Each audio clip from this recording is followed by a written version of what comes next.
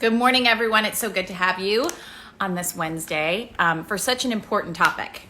This is something that On the Story has covered extensively when it comes to really important things that we should be having conversations about. It is foster care reform, and we have had Dr. John DeGarmo on a number of times, and he has actually just teamed up with Jen Lilley, who you know from Days of along with John DeGarmo, live from Washington, D.C., where they're doing incredibly important work that I'm so pleased to discuss with them today. Oh, no, can't see Hi, guys. Hi. Hi. It's Hi, so good to how are see the you? both of you. I'm great. How are you? Doing great, thank you. I love seeing the two of you together, and I understand you connected because of the segment we did on Morning Express. Is that right? Well, that's how I found out about Jen through with you, and then Jen reached out to me about an interview for a podcast. Yeah, so I had Dr. John on my podcast, but you are right, Lynn, in that I knew about him more because of our CNN segment where we both happened to be on. I think I'd heard of Dr. John before because I care about foster care, and he's a pretty popular name. But yeah, definitely, I emailed him. I was like, and we were also in the same CNN segment together. I promise you, I'm not some random person asking you to be on my podcast. So I jumped on the phone and called her that night and said, hey, let's do it. What can we do together is what you're now taking to Washington, D.C., talking to Congress about some of the most important things we can do to protect our children during this time. I want to just, as people are tuning in, to get to know Jen a little bit as they know you as an actress and all of your work on TV. What about your life work, which is foster care? You're a foster parent. Just share a little bit about your role in foster care. I'm gonna hold the phone. Can you hear it? Yeah, because it's so much easier if I can just hold the phone for a second. Yeah, totally. So, yeah, I mean, I became a child advocate back in 2011 because I found out, honestly, about the fact that the United States is the #1 producer of child pornography in the entire world. We produce and export 57% of the world's child pornography comes from the United States, and the average victim is under the age of 5. And I have a real problem with that. And then I found out about human trafficking, which is the same thing. It's related. And my publicist at the time, I just booked General Hospital. My publicist at the time said, you cannot talk about this. And that for me was reason enough to want to talk about it a lot, because I thought this issue is not getting any sunlight. That's what you call it in journalism. It's just in the darkness. No one knows about it. And so I decided to be really loud about it. And then an amazing organization called Child Help, which is the largest and longest running nonprofit for anti-child abuse efforts here in the United States. They're an incredible program. They've been nominated for 9 Nobel Peace Prizes. They've rescued over 11 million children through their organization. In their 60 years of operation, 93 cents of every dollar donated goes toward the cause. They're so incredibly legitimate. They asked me to be an ambassador for them. And I became a special friend for them, which is very similar to kind of a Big Brothers Big Sisters program. I became aware of foster care. I was already a little aware of foster care because my parents were kind of unofficial foster parents. We had people living in and out of our house growing up, that just fell on hard times and needed a friend and needed help just transitioning in life. So the idea of someone living inside my house wasn't foreign to me, someone else outside of the family. So I joined Special Friends, and I fell in love with one of my mentees, and she was facing reunification, and that was a really bad idea, which is what we're actually, in DC to talk about. And so I got licensed to foster her, and I was not able to foster or adopt her for a lot of reasons that are completely ridiculous. One of them being that I'm white and she was black, and that's just not okay. That's something we're seeing in our nation. And I don't think that you should be a white savior, but at the same time, if you have a child who's never going to get adopted, who's going to age out of the system, who does not fit the profile of a child that is easy to place, and she has a mentor and she has a solid relationship, what on earth are you? And she thought she was, going to live with us as for her forever home. It's the only stability she's ever known. How is that your reason? So after that, I got our 4-year-old son, Caden, was placed in our care Jason, my husband, and I thought it was a temporary thing. Mm-hmm. We thought we were going to be these like really cool couple that never had kids. You know, we just fostered, helped that family, helped that child, and gave them back and went on a vacation. And here we are. We've adopted Caden. We're in the process of adopting his little brother, and it's been our joy, you know, but foster care is hard and it needs a lot of reform. So we're really happy, both of us. I should put the phone back down so then you can see both of us. But we are really happy to have you, Lynn, helping us advocate for these kids and helping us be a voice for the voiceless. So thank you so much for all of the sunlight that you're shining on this issue. And that's why I got involved. You know, I've always been so shocked that this doesn't get the sunlight that you're talking about. It's how can we talk so much about politics? How can we have 24 hours of politics and infighting and never really talk about protecting our children?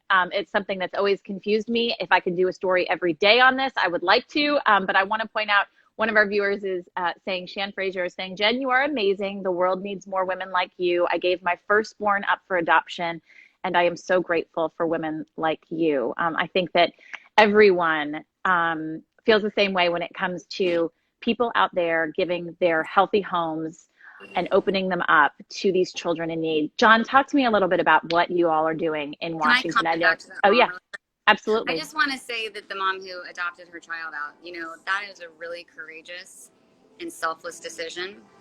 And I commend you for that, because sometimes people aren't ready to have babies, and that's not the baby's fault. And so I just commend you for doing something so hard and so selfless. So thank you for just being brave. And Jen, Lynn, I want to thank you for just being an incredible advocate. You know, having the opportunity to come in and talk about this so many times. You know, we've addressed this before. You know, we talked about this every year. There's 5 million children who experience domestic violence in their own homes. We have 800,000 children who are missing, 300,000 children who are victims of human trafficking. So it's happening in every single community. It's happening in every single nation, in every single neighborhood. But these are issues that we don't want to talk about as society because it makes us feel uncomfortable. I call human trafficking the ugly secret of America, even though, again, in every community. And what most don't want to recognize is this. You, two of us, we probably know somebody, or maybe even related to somebody who has a child that's being abused horrifically right this very minute. And we just don't know. Right. Or we don't want to acknowledge it because it may embarrass us to speak out. Because, you know, our cousin's doing it, our next door neighbor is doing it, a member of our church or work is doing that. So we don't want to embarrass ourselves. We don't want to roll our sleeves up and do the hard work. But Jen and I we're so passionate about this. We're driven about this. Like Jen, I've had similar experiences with the kids in my own home. You know, 60 plus kids have come through my home as a foster parent. I've had the honor of adopting 3 of them. I've experienced 4 failed adoptions. Like Jen said, it's the hardest thing I've ever done. It's the most rewarding thing I've done, by sure. It's every child's changed me and made me a better person in some way. So we're in Washington, D.C. right now to talk about foster care reform in one regard, and that is reunification. On average, you've got about 435,000 children in foster care on a given day right now. 50% of those children will go towards reunification, which means they go back home. All right, and that can be a wonderful, glorious story. And we're both very huge fans of reunification when it works. That's the goal of foster care. We support putting children back with their families. But premature reunification, before that child is ready, before it's safe, before it's healthy, before that birth parent is ready, which is a huge component of it too, because, you know, we've spoken about this with you before. Foster care is generational. It's a cycle. If you grew up in foster care, you're 600 times more likely than the average population to have children who also end up in foster care. So premature reunification leads to re-entry into the foster care 30% of the time. Right. And 30% of that, 50% go home, but of that, 30% come back into care because their homes weren't just ready yet. Perhaps the family struggling with their own trauma, their own anxiety. 2 of the 3 have adopted are 3rd generation, which means their parents or grandparents were also in foster care. There's no way they can care for their children. No way they can care for their children. So maybe their families are struggling with parenting again. Maybe they're struggling with their own opiate addictions because the opiate epidemic is strangling our nation. And so they go back home and they suffer, you know, more abuse, neglect, abandonment, maybe even death. or they come back into care further traumatized. Now, agencies right now are overwhelmed. There's not enough foster parents, more kids flooding into the system because of the opioid epidemic. And right now, as you probably know, we're seeing a spike in child abuse right now because of isolation. We're seeing a spike in human predators targeting kids because of isolation. And agencies are feeling pressured for a number of reasons to place kids back home, even though it's not ready yet. So Why? Jen, Why do you think? I think that's for a couple of reasons. You know, I can't speak for a social worker, but I know that there's a 30% turnover rate in social workers too. You know, they have a very thankless job. And part of that comes from they have to make a split second decision. They have three options at intake for a child. And when they see a case where there's child abuse, especially during COVID-19, where there's a lack of foster homes have closed the door. They're too afraid of contracting the virus. So here's what you have. They can either, one, decide, is the child in imminent danger of dying? If not, I have one of three options. One, keep the child at home with their abuser, because at least then they have four walls, a roof, and food and running water. Mm-hmm. Two, I can bring them back to my DCFS office and they can sleep under a desk. Right, or in the office. Or three, We've covered stories like that, John, on the story in Right. Illinois that was happening. Or Yes. three, I can place them with a foster parent. But there's not enough foster parents. 50% of foster parents that are good and in it for the right reasons like us, they burn out after the first year because it is a frustrating system. And so many are closing their doors right now. So really the social workers' hands are tied until we get more homes recruited and really create a better system. So they do feel pressured in order to create room for the limited foster parents that they have. They need to reunify quicker so that they can put the new ones in. That's a lot of the problem. And many agencies, and I hear this all the time across the nation, many agencies also feel the pressure from the government to do reunification quicker because, again, reunification is always the end goal, the first goal. It's so the they primary goal. Right. So they think, you know what, we need to do that. We need to spread that money. No child needs to be in foster care for 18 months, 2 years, 3 years, 5 years. So they push towards that. And I tell you what, several times I've had children leave my home, go back towards reunification, and end up far worse. And I think that's what initially drew Jen to us together in that regard. Yeah. Go ahead. No, you go ahead. Well, I love that our viewers always chime in when it comes to this. And I want to bring a couple of them into the conversation. Susan is saying, I was in foster care. Compared to the foster homes I was in, if I could have had Jen Lilley for my foster mom, I would have felt like I had a real home. She aged out, not ready. And that's a part of the problem that you were talking about, aging out of the system. And you are left alone, no resources. And then Tisha Breen saying, look up a place called Place of Hope in Florida. Amazing services for foster care. They also help with a transition for young adults who age out. They're also on the forefront for human trafficking. I'm familiar with them. They do good work. And Jen, whenever I do these kinds of interviews, I talk about what are you doing there in Washington and what does change look like? Is it a bill? What are you saying to them to try and get this change implemented? So on that thought, I will say that what we are doing here advocating, because the primary goal of foster care is reunification. We do want to, I like to call it actually family restoration. Not just reunification, restoration. Holistically, we want these birth parents back together because they're also victims of child abuse. They also came from foster care. This is a cycle. So when you can view the birth parents from the lens of compassion, that they also were once a child in foster care, you want to holistically heal that family. When that is not possible, the secondary plan of foster care needs to be adoption. We need more foster parents who are like us, who are willing to adopt. No, that's not our goal. I'm sorry, people should not get into foster care in order to adopt. If your goal is to adopt out of foster care, you're going to get heartbroken, you're going to be disappointed, but you should absolutely be willing to adopt those kids, because otherwise we're here lobbying for the kids who transition home to home to home, and then they do age out. If you age out at the age of 18 or 21, I actually my family just helped transition age youth. She was 21, I'm 35. It was just kind of like, I don't know what role to play because I'm not really your mom, I'm not really your friend or your mentor. So I'm kind of playing all three, but you do need to be there for the transitional age youth. It's a huge way you can help. But, youth who age out, 46% will end up homeless at least once by the time they're 26. 27% will not graduate high school or get a GED. what are the other statistics? It's when they age out, incarceration, 76% will end up incarcerated, and 50% will end up, 97% don't even attend college. There's so many statistics. Many of them went away to human trafficking. Many of them go into human trafficking. I mean, they're the vulnerable population. Very vulnerable. Of the children, of the prisoners and inmates who are on death row, 80%, here's my statistics. Yeah, just because I want to appropriately source them because there are so many numbers. 50% of youth who age out will have a substance abuse problem. 80% of inmates on death row were in foster care. 7 out of 10 girls who age out of the foster system will become pregnant before the age of 21.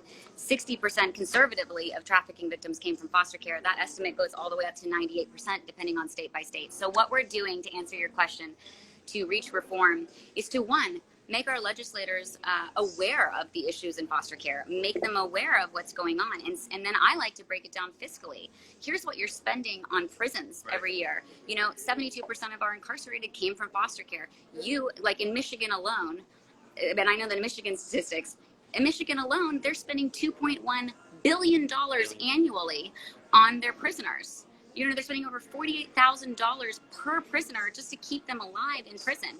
They're spending, they got $73 million bailout from the federal government. God knows what they're doing state by state within their state budget for homelessness. So when you calculate all of these fiscally, that our taxpayers are paying for, what do you have? What does it look like if you slow down the reunification process and you pump in, maybe it costs about, on average, $35,000 per child to extend their case 6 months. 6 months.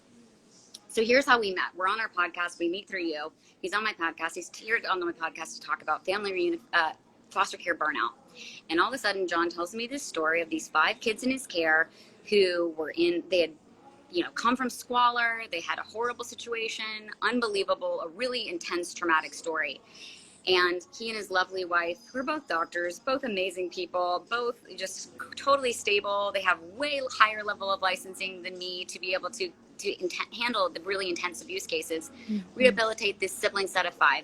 He's in Chicago giving a lecture, gets a call from the social worker and says, hey, I found get this, 21-year-old uncle who has a substance abuse problem, who grew up in foster care, who lives with the mom, the grandmother, who abused him, and he has no job. We're going to take that sibling set of 5, and they're going back to the uncle, by the way. Whom they've never met. Yeah. And go ahead. And you have no control over this? Zero. I had a phone call. They're telling me that court had already happened. I said, why am I not there? Because for me, there's no label, there's no biological, there's no adoptive, there's no foster. They're all my children. They're members of my family, and I give them as much unconditional love as my heart can provide. And I believe that when a child's in court, I've got to be there with them because we're family. Court is very scary for a child, scary for anybody, but I want to show them we're in this together. We're fighting this together. And I said, well, what's next? They said, well, they've already left. I said, what do you mean they've left? I don't get to say goodbye? Nope, they left from the courthouse. They went from school to the courthouse into the plane, not even picking their luggage. And for the first time in my life, I said the same thing that I hear from foster parents across the nation all the time, say, I am done.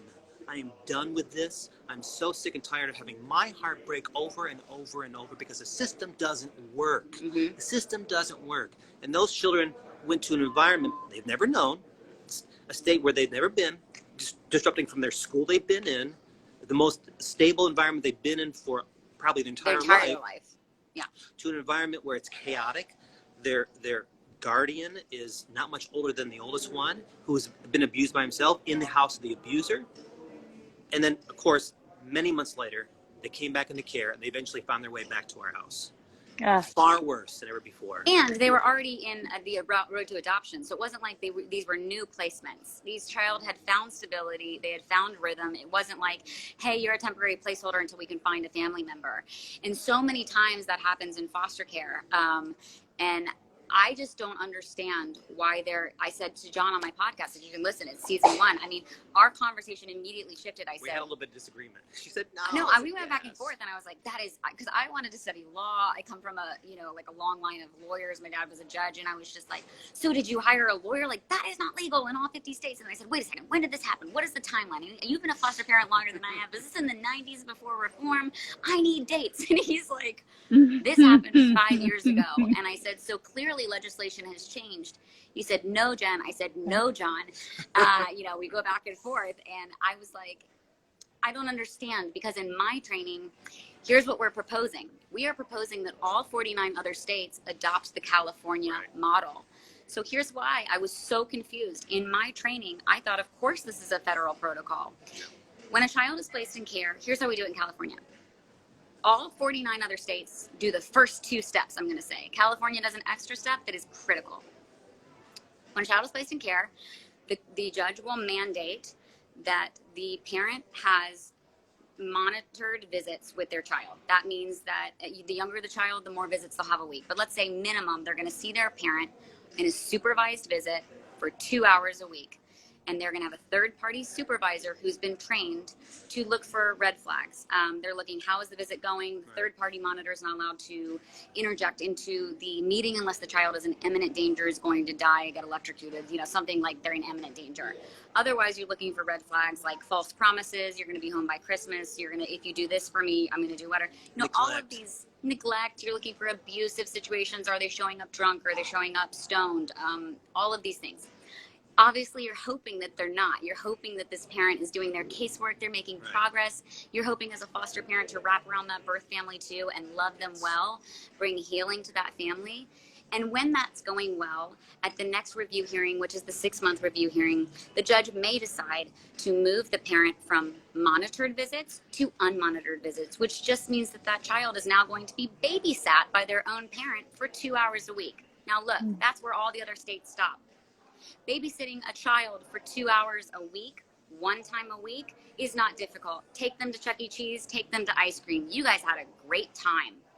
In California, the next step of reunification, which is what we are saying, we are imploring our government to enforce and enact in all other 49 states, is next step we do in California is called a home pass. The child is given a pass to stay a Friday, maybe a Friday and a Saturday night, a weekend. It's a test model to say, you know what, here you are having to care for your child for 48 hours. What does that look like? How are you ready for that? Because children, I don't care how good of a parent you are, bad of a parent you are, children test you. They push your limits. You know, it's stressful. You and I have talked about that, Lynn. You know, like, we love our kids, but they're a lot sometimes, and kids don't have boundaries. They don't, you know, they don't have filters. It's a lot. What does that look like if I have a former opiate addiction? I'm doing well. I'm going to be pushed back to the limit, pushed back into my addiction, all of that. Also, it is critical to see how the child interacts in the place where the crime and the trauma happened. Do I now have running water? Do I have a bed? You know, there's no federal regulations for having, this 21-year-old had no job, a substance abuse problem, came from foster care, was 21 years old, had 2 other kids. Now he has 7 kids total, 5 more he's inheriting. Of course it was a fail. Why was that even legal? So we're saying that shouldn't be legal. We need better reunification qualifications and just slow down the process. Give it 6 more months. Let's do home passes. Invest $3,500 into a child's case to extend their case 6 months. Give them wraparound services. Provide their birth family with wraparound services. And then we'll talk. And by the way, fiscally, in the long run, you're going to be saving billions of dollars on incarceration. You're going to be saving billions of dollars on homelessness. And what else are you going to do? You're going to increase the economy, because these children are actually going to graduate high school. They're going to go to college. They're going to get better jobs. And our society as a whole, anxiety is going to go down. Depression is going to go down. Unemployment's going to go down. Our taxes are going to go down. So, Jen, I think you just sold pretty much everyone who's watching this on that no-brainer. Also, how many of you who are watching right now even knew that? How many of you even knew that 49 other states don't have that in place, or that is what the system and how the system is so broken? And John, and I want to ask you this question, because someone here that's viewing is saying, I can't imagine how hard it is to not be so attached to the kids and be devastated when the kids have to leave. I've always admired those who foster and have tried talking my husband into it for years, but I love this question. We love this question. This is a great question. And that's exactly how it's supposed to be. As a foster parent, our hearts have to break for these children. Because when these children come into our home, yes, they need stability, they need security, but what they need more than anything else is unconditional love. They need us. These children need us to love them with all of our hearts, so that when they do leave, for whatever reason it might be, our hearts break and we cry and we grieve for these children, but that is a gift. That is a wonderful gift. We might be, as a foster parent, the first person who's ever loved them so much. We might be the first person who's ever cried tears and had a heartbreak for these children. And years from now, they might not remember our names, they might not remember our face. They're going to remember one thing, that for a time in their life, and maybe the only time in their life, somebody loved them. My broken heart is a gift of love to that child. And I've been so blessed to have my heart break 60 plus times for these children. And you know what? If you think you'd get too attached, congratulations, you're the perfect person to foster. Yes, yes. That's what these kids exactly need. how it's supposed They to be. need your attachment more than you need to protect your heart. Listen, I remember coming home, and we had tried to adopt these 3 children at the time, and I came home about a month later, and my wife is in the bathroom floor in tears, crumpled in tears, just saying, I can't do this anymore. I can't do this anymore. Next day, we got a phone call for a 17-year-old homeless boy in jail, and my wife said, we have no choice. We have to take him. Because the call is so strong. There's such a need. And this is also a really important question from one of our viewers saying, for a parent, what type of conversations do you have to have with your own kids when you're considering fostering a child and bringing them into your dynamic? They're actually saying, what would you say to your own boys? I have 2 of them myself, to make them feel comfortable. They're children themselves. This upends their situation. What advice do you have on that regard? Well, before you have that conversation with your child, you've got to have a conversation with your partner, your spouse, because you both have to be on board. Because it is a full-time job for both of us. I'm sure Jen would agree. I depend upon my wife so much, and she depends upon me. You know, it's a full partnership. And if one doesn't want to do it, you can't do it. You can volunteer in other ways. Right. You can check out my podcast, Fostering Hope. I'll give you all the answers for other ways you can get involved. But then when your children, you sit your children down. Now, we've done it for almost 20 years. My oldest child is 23. So for my children, it's their norm. You know, it's their norm. It's normal for them to have. Now, there have been those times they said, Dad, this kid's driving me crazy. I get it. I understand. But, you know, we sit the conversation down and we say, children, this is, we're in this together. We're a team. We're bringing another child into our home. Here's, a little bit of information about the child. What do you think? How do you feel about this? So we have that conversation. And if there are those times, there have been those times when my children said, you know what, Dad, we might need a little break for a couple months to get back together as a family.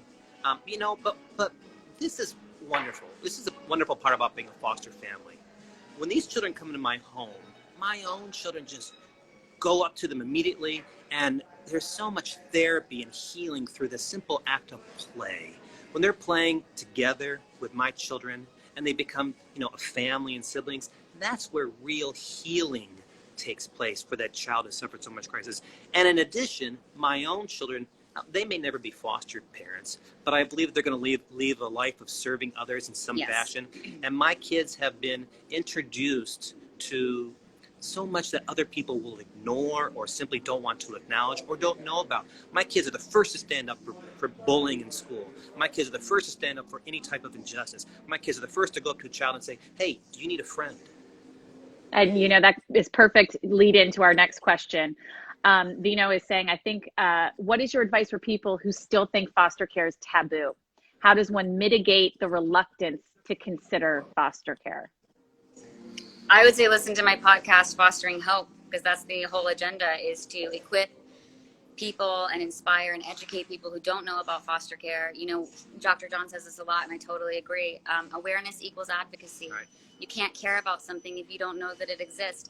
You can't, knowledge is power. You can't make informed decisions if you're not informed, and you should be informed before you become a foster parent. You do. Not everyone can be a foster parent, but everyone can do something, and it's our responsibility to care for these children as a society and just as humans. And I also encourage on my podcast people who are already in the trenches of foster care to keep going. So, this is not a plug for personal reasons, but it's a plug in order to give you the information that you crave in less than a couple minutes. So check out Fostering Hope. Hopefully I can answer your question. And I wrote a book called Fostering Love, One Foster Parent's Journey, where I wanted to show an honest, no holds barred, very open book about what it's like to be a foster parent. The tears, the joys, the laughter, the sorrows, the heartbreak, the enlightenment.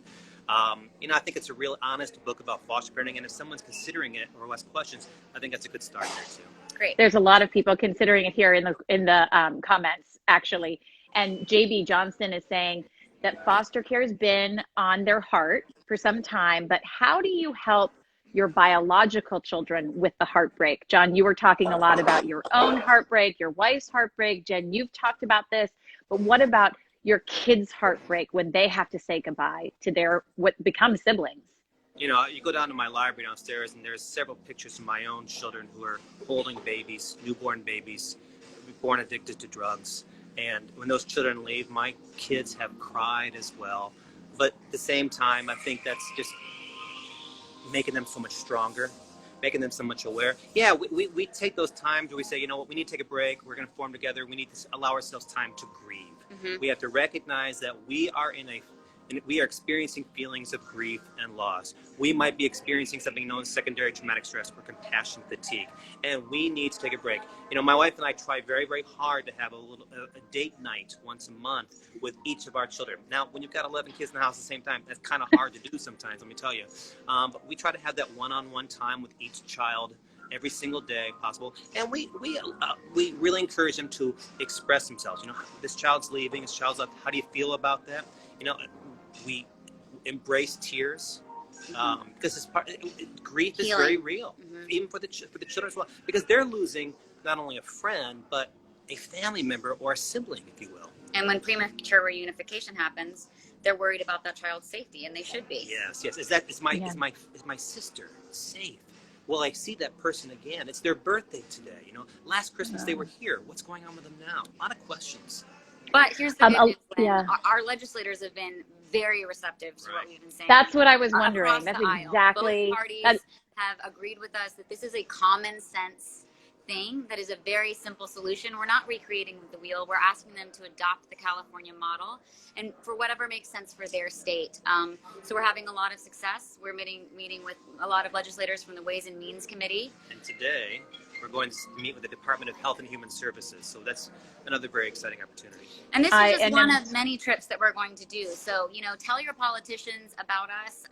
Tell FLOTUS about us. Apparently, the First Lady is now advocating for foster care. We would love to meet with her. So, put some pressure on your representatives and, get involved. Sign our petition. And you're speaking, go ahead. Change.org. Change.org/fosterlove. Jen said something very important. Not everybody can be a foster parent. I agree. Hardest thing I've done. Most rewarding, but hardest thing. But everybody can help a child in crisis in some way. And there's so many different ways. Pack hygiene items for a child. Give a backpack filled with school items for school supplies. Help a foster care agency during Christmas time. Be a mentor or tutor for the child. Help the child prepare before they age out. Also, become a CASA, become a guardian ad litem, become a respite foster parent, and as Jen just mentioned, contact your legislators in your state and say, Dr. John and Miss Jen are doing this foster care reform, and we need to get on board as a nation because it's our society. It's not just for the children or the families. Our society as a whole will benefit when we bring reform to the city. And it's a really powerful time to reach out to your legislators because it's election time, guys. And you know what they care about? They care about your vote. Right. So make them care about children. Right. I also want to just point out, almost every single person that's chimed in here had absolutely no idea about the 49 other states and the work that you are doing. And you're probably bringing these to these congressmen who may not know it either. They say it's common sense. I was shocked. I'm telling you, we had an argument on my own podcast. I was like, no, John, no, that's not right. No. So after Jen and I had this conversation, I texted her one day and said, you want to go to DC? And her response was, absolutely. So here we are.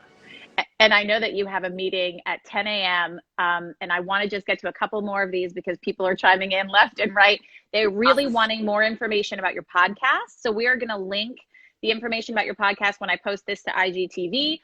They're also asking about the change.org petition. So I will repeat it again. It's change.org/fosterlove. It is a petition that you can sign. You also can contact your local governments and inform them. Your representatives.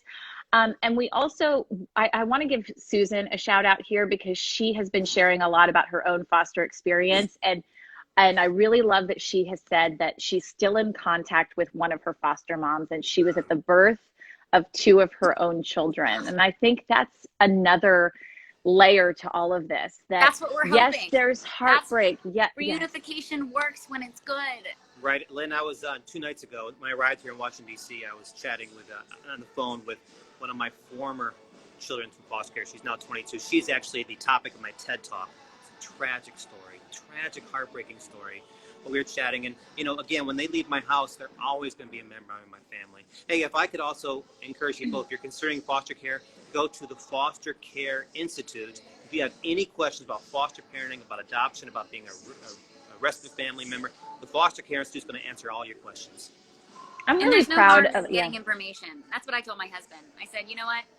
I don't have a problem with not fostering. I can help kids in other ways, because Jason wasn't sure if he wanted to do it. I said, I do have a problem with you saying no to something you don't know what you're saying no to. Right. Misconceptions. So misconceptions. There are so many misconceptions about foster care. So go to an orientation class, get the information, and then make a decision. No one's going to ever force you to be a foster parent, ever. We don't want you to be a foster parent if you don't want to be a foster parent.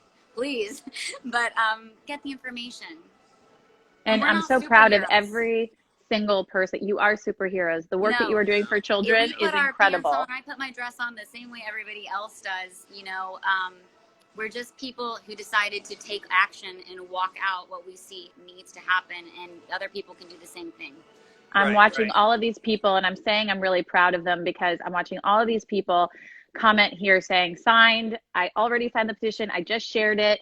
I wish I could sign it again. Another person said, just sign the petition. Now emailing my congressman. Another person said, signing it as we speak. It is amazing. And I'm just proud of people I've been watching everybody just stay here and listen to this conversation. It is a topic that is not discussed enough. And as you say, John, it has been established as taboo. Nobody wants to address it. And in the meantime, children are not just dying, they are suffering, which is a slow death. They are horrific ways, Lynn. In horrific ways. The trauma is so incredibly disturbing. And everybody is really, and Jen, somebody is actually chiming in that you should start a foster parent boot camp, which I would also say you can give some you can say a little bit more about how people can connect with you to learn how you did it. I know you have your podcast, Fostering Hope. What are some other ways people can get information from you? I mean, I talk about it on my Instagram all the time. And that's really what helped me not burn out as a foster parent, is I started following the hashtag foster love, because I was just like, I've got to find other like-minded foster parents who are in this for the right reason, or I'm going to die. I didn't know any other foster parents. And foster parenting is so unique that yes, you can relate to other parents, but you really can't. You need another foster parent to lean on. So I would say follow me on Instagram. I talk about it a lot. And listen to my podcast. That's really the only advice I have, but I'm really receptive to talking to people.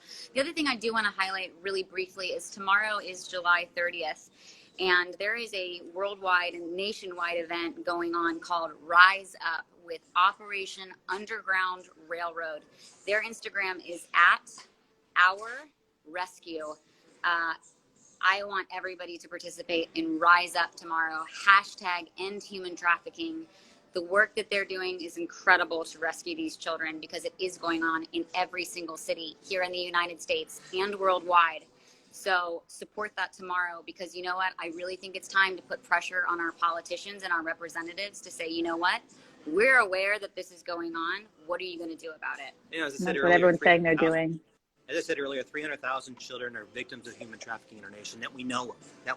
800,000 children are missing. So where are they? It is an ugly crime it is big, big, big money, not only in the United States, but globally. It is a business that's happening in our community, where it's ripping children away from their families and forcing, I've had so many kids in my own home who have been victims of human trafficking as young as age 7. 7, think about that. The average victim is under the age of 5, actually.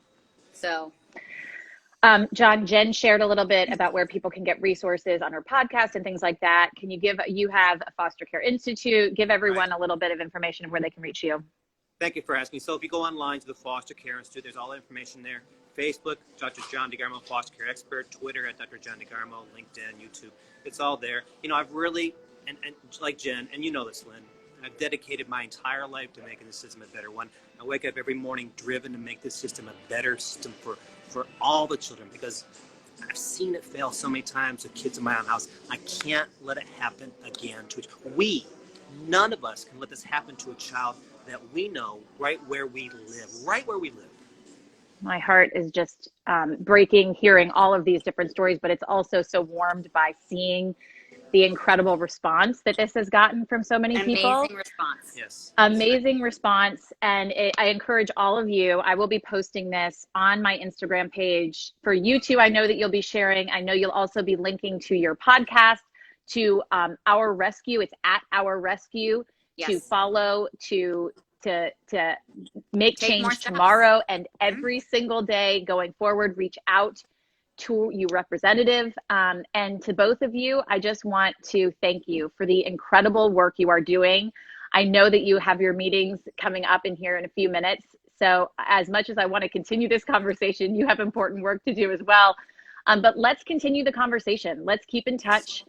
Let us know how it continues to go. And I just want to thank our viewers who have stuck with this for the last 40 minutes Yes, thank you guys. and participated with questions and expressed interest in foster care, because it's people like all of you that are going to help make change. Thank you Lynn, to the thank two you. of you. Thank God you, Lynn. bless the both of you. Back at Thank you, Lynn. and you too. Thank you. Thank you, everybody, for watching today. Yeah, thank you guys. We'll talk soon. Okay, Yay. bye.